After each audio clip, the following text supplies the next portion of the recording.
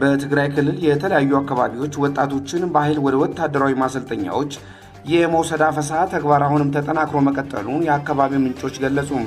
ድርጊቱ በተለይ በትግራይ ማዕከላዊና ምስራቃዊ ዞኖች ውስጥ በስፋት እየተተገበረ ሲሆን በርካታ ወጣቶች አስገዳጅ ወታደራዊ ምልመላ እየተወሰዱ መሆናቸውን ከስፍራው የሚወጡ መረጃዎች ያመላክታሉ።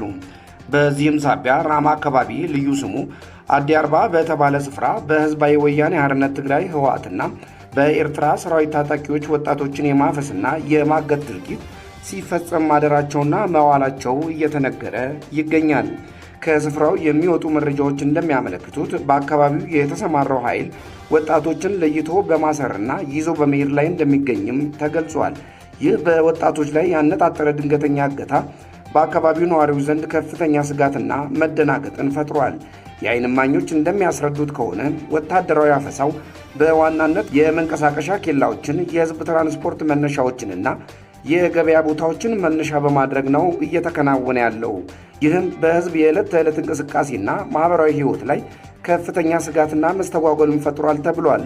ምሽቱን በግዳጅ ታፍሰው የተወሰዱ ወጣቶች በአንድ ኮሌጅ ውስጥ ታግተው እንደሚገኙ ከአካባቢው የሚወጡ መረጃዎች አመላክተዋል።